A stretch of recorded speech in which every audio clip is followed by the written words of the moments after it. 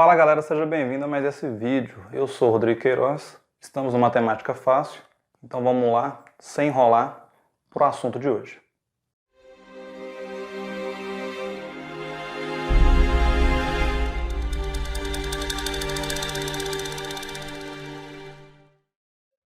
Fala galera, no nosso assunto de hoje nós vamos discutir sobre o Teorema de Pitágoras.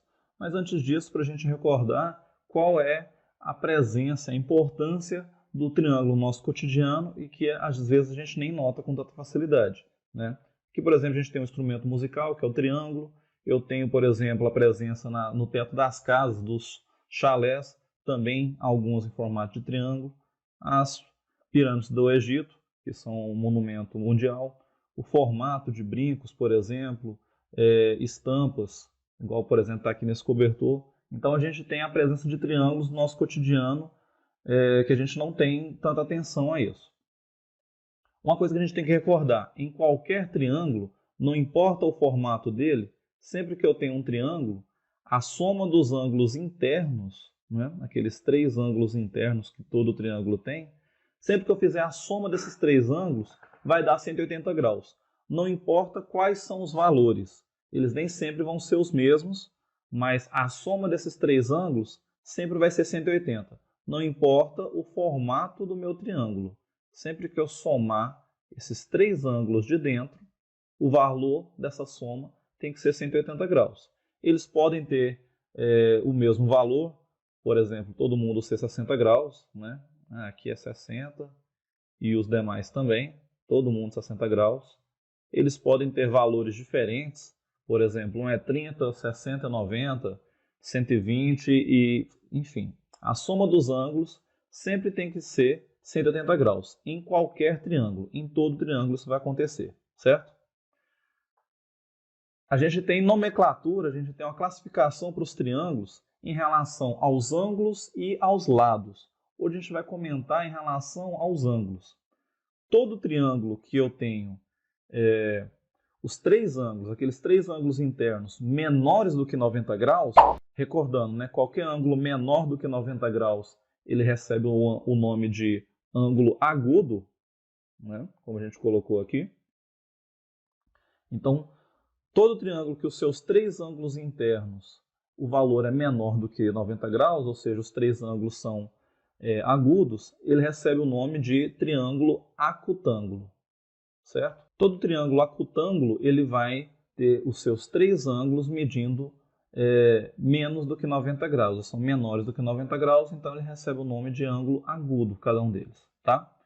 Quando eu tenho um triângulo que ele tem um ângulo maior do que 90 graus, de 91 até os demais valores, acima de 90 graus, ele vai receber o nome de triângulo obtusângulo, por quê? Lembrando que qualquer ângulo com valor acima de 90 graus, ele é um ângulo obtuso. Então, por isso, ele vai ser um triângulo obtusângulo, certo? E a última nomenclatura que ele vai receber é um triângulo retângulo, que é aquele que possui um ângulo medindo exatamente 90 graus. E o ângulo que mede 90 graus, ele recebe o nome de ângulo reto, certo? Então, essas são as três nomenclaturas que a gente pode ter. O triângulo acutângulo é aquele que tem os três ângulos agudos, menores que 90. O triângulo obtusângulo é aquele que tem um ângulo maior do que 90, então ele tem um ângulo obtuso. E, por fim, o triângulo retângulo, que vai ser o nosso foco nessa aula, a gente vai falar em cima do triângulo retângulo, é aquele que possui um ângulo de 90 graus, para a gente recordar essas classificações. Nomenclatura dos lados quando eu estou trabalhando em um triângulo retângulo, né? Esse aqui é triângulo retângulo, por quê? Porque ele tem um ângulo de 90 graus, ele tem abertura de 90 graus. Já adiantando que, como o ângulo de 90 graus está bem presente no nosso dia a dia, igual a gente viu nas figuras do slide anterior, então eu posso escrever ele colocando abertura de ângulo e escrevendo 90 graus, normalmente, ou eu posso colocar só um quadradinho com um ponto. Isso daqui vai representar que eu estou trabalhando com um ângulo de 90 graus, então eu nem preciso escrever o valor dele, certo? Então, qualquer figura, não precisa ser triângulos, qualquer figura que no local de um ângulo eu tiver esse desenho, que é o quadradinho com um pontinho, Então, ele vale 90 graus, certo? Em um triângulo retângulo como esse aqui, eu posso nomear, eu tenho uma nomenclatura para os meus lados, que vai seguir a seguinte ideia. O lado que está em frente ao meu ângulo de 90 graus, ele está em frente, ele está do outro lado. Eu sempre vou chamar esse lado de hipotenusa. E os outros dois lados vão receber sempre o mesmo nome. Por enquanto, eles vão ser irmãos gêmeos. Então, vai ser cateto e o outro lado também é cateto. Então, o único lado que tem nomenclatura diferente é a hipotenusa, que é quem? Aquele lado que está em frente ao ângulo de 90 graus. Não importa a posição do meu triângulo. Lembra que esse triângulo eu posso rotacionar ele de qualquer forma. Então, como que eu vou nomear os meus lados? Sempre aquele lado que está em frente ao ângulo de 90 graus, eu vou chamar ele de hipotenusa. E os outros dois lados, por enquanto, vão ser os irmãos gêmeos ali, vão ser os catetos, tá? Igual nesse outro triângulo aqui. A maioria dos livros nomeia dessa forma, né? O lado que está em frente ao ângulo de 90 graus, não é o que a gente chamou de hipotenusa? Então, esse lado aqui que eu chamei de A seria a hipotenusa, e os outros dois lados os catetos, correto? A maioria dos livros, a hipotenusa, ele coloca a letra A para representar, mas eu posso colocar qualquer variável, como a gente já conversou desde a época das equações. Eu posso escrever com qualquer variável que está valendo. Mas sempre em frente ao ângulo de 90 graus, esse lado aqui é a minha hipotenusa. E os outros dois lados são os catetos. Então aqui eu tenho um cateto e aqui eu também tenho outro cateto.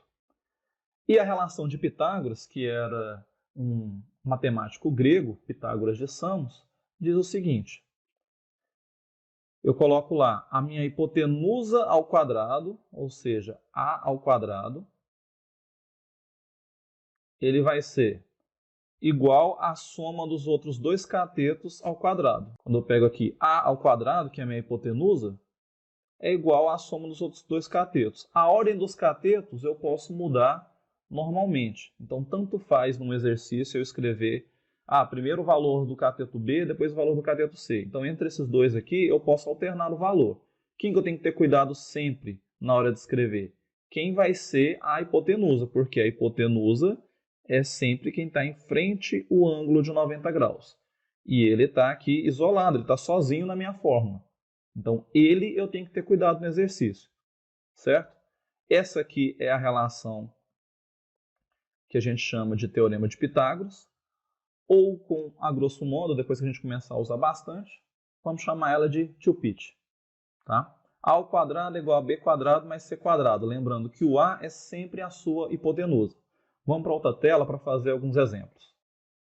Aqui nós temos um primeiro exemplo para fazer uma aplicabilidade do Teorema de Pitágoras. Lembrando, para fazer o Teorema de Pitágoras eu tenho que estar em um triângulo retângulo. Eu tenho que ter um triângulo que tem um ângulo de 90 graus. Olha lá esse exemplo. A figura mostra um edifício que tem 15 metros de altura, né, como ele colocou aqui para a gente. 15 metros de altura desse lado. Com a escada colocada a 8 metros da sua base, ligada ao topo do edifício. O comprimento dessa escada é d. Então ele quer saber qual que é o tamanho da escada. Olha essa figura formada, vamos até desenhar ele aqui de novo do lado, entre a escada, o prédio e a distância da escada até o prédio. Então, olhando essa mesma figura, aqui do lado eu não tenho um triângulo, e olha a formação entre o chão e a altura do prédio. Esse ângulo aqui não é 90 graus, então eu estou num triângulo retângulo, onde esse lado vale os 15 metros, esse lado vale 8 metros, e o terceiro lado que eu quero descobrir não é exatamente o tamanho da minha escada, não é esse lado aqui que eu quero saber? Primeira coisa, antes de querer fazer os cálculos, nomeia os lados. Então, olha onde está meu ângulo de 90 graus. Em frente ao ângulo de 90 graus, sempre é a hipotenusa, que lá naquela fórmula a gente usa geralmente a letra A. Eu quero chamar de x, tanto faz. Então, aqui eu tenho a minha hipotenusa, porque está em frente ao ângulo de 90, e os outros dois lados são catetos. Então, o 15 é um cateto, e o 8 metros também é um outro cateto. Como eu estou num triângulo retângulo, eu posso aplicar o Teorema de Pitágoras. Então, a nossa fórmula é a ao quadrado, que é igual a b quadrado mais c ao quadrado. Lembrando que o a sempre é minha hipotenusa. A hipotenusa nesse exemplo não é quem eu quero descobrir, então eu vou continuar com a minha variável, vai continuar sendo a ao quadrado. Isso vai ser igual. Substitui, tanto faz a ordem, né, dos catetos. Eu posso pôr o 15 primeiro ou o 8 primeiro, tanto faz. Eu vou colocar primeiro o 15. Então, 15 ao quadrado mais o outro cateto, que é 8. 8 ao quadrado. Substituir os valores, agora fazer os cálculos. Então, a ao quadrado vai ser igual a 15 ao quadrado, que é 15 vezes 15. Se não recordar, faz o cálculo num canto, né? Vai lá no cantinho e monta a conta. Vai ali num rascunho e faz lá, 15 vezes 15. E descobre quanto que dá isso, tá? Então, vai lá e resolve. 15 ao quadrado, 225, mais 8 ao quadrado, 8 vezes 8, 64, né? Então, meu a ao quadrado vai ser igual a 225 mais 64, 289, certo? Minha variável está ao quadrado, né? A grosso modo, como a gente resolve a equação, o quadrado com a operação inversa, quando o quadrado passa para o outro lado, como a gente fala para simplificar, então eu vou fazer a raiz quadrada de 289, né? Vai lá e calcula a raiz quadrada, fazendo a fatoração, aquele passo a passo que a gente já estudou. E raiz quadrada de 289 é 17. Então eu achei o quê? O valor de A, que é aquela hipotenusa, eu achei o tamanho da minha escada. Então a escada ali, ela tem 17. Como a gente estava todo mundo em metros, então são 17 metros. Não posso esquecer da unidade de medida. Nesse caso seria o item D, né? 17 metros. Vamos lá para o outro exemplo. Estamos aqui com outro exemplo que diz o seguinte: durante um incêndio num edifício de apartamentos, os bombeiros utilizaram uma escada Magiros, a escada do caminhão de bombeiros, de 10 metros para atingir a janela do apartamento em chamas. A escada estava colocada a 1 metro do chão, né? Olha lá que tem a altura do caminhão, então ela não está exatamente encostada no chão. Sobre um caminhão que se encontrava afastado do edifício a 6 metros. Então, olha a figura que é formada entre o caminhão e o prédio novamente. Vamos desenhá-la aqui do lado. Eu tenho aqui o meu prédio, tenho a distância até o caminhão e a escada de bombeiros. Ele falou que a distância do caminhão até o prédio eram de 6 metros. Ele falou que o tamanho da escada é 10 metros. E ele quer saber qual é o tamanho do meu prédio. Essa figura aqui, olha esse ângulo, ele também não é 90 graus? Se eu estou em um triângulo retângulo, eu tenho o valor de dois lados, quero achar um terceiro, chupite, Teorema de Pitágoras sempre. Mas antes de querer fazer o cálculo, eu tenho que nomear os meus lados, sempre tem que ter esse cuidado. Em frente ao ângulo de 90 graus, sempre eu tenho a hipotenusa. Os outros dois lados, por enquanto, não vai ter distinção, é onde eu brinquei que são os irmãos gêmeos. Então, o lado de 6 metros é o cateto, e o outro lado que eu quero descobrir, que nesse exemplo eu quis chamar de x, também é um cateto. Vamos lá para o Teorema de Pitágoras, então. Que a gente coloca que é o seguinte: a ao quadrado, b quadrado mais c quadrado. Lembrando que o a sempre é minha hipotenusa. Nesse exemplo, a minha hipotenusa vale 10. Então, 10 ao quadrado, que é igual. Os catetos, tanto faz a ordem. Primeiro eu quero colocar o valor, que é 6 ao quadrado, mais o outro que eu não sei o valor, então x ao quadrado. Substituir os valores, agora é só fazer o cálculo. 10 ao quadrado é 100, 6 ao quadrado, 36, mais x ao quadrado.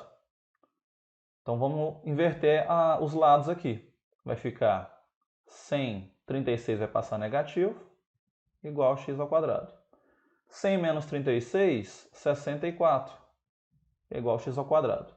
Como eu vou inverter todos os membros de lado, eu não preciso trocar sinal. Eu poderia resolver dessa forma? Sim, mas o pessoal gosta de deixar a variável do lado esquerdo, né? Então eu vou inverter todo mundo. 64 para a direita da minha igualdade e o x ao quadrado para o outro lado. Como eu inverti todos, eu não preciso inverter sinais. Então o meu x ao quadrado é 64. O quadrado a gente fala que passa, né? É a operação inversa, então vai ser a raiz quadrada de 64. E a raiz quadrada de 64 é 8. Então, 8 metros é o quê? É a altura do edifício, certo? Ficou em dúvida? Volta, assiste os dois exemplos novamente até fixar. Então lembra sempre, pessoal, tiver em um triângulo retângulo, aquele triângulo que tem um ângulo de 90 graus, tem o valor de dois lados, quer achar um terceiro, sempre vou usar o Teorema de Pitágoras, né? A ao quadrado igual a b quadrado mais c quadrado, certo? Obrigado a todos e até a nossa próxima aula. Valeu!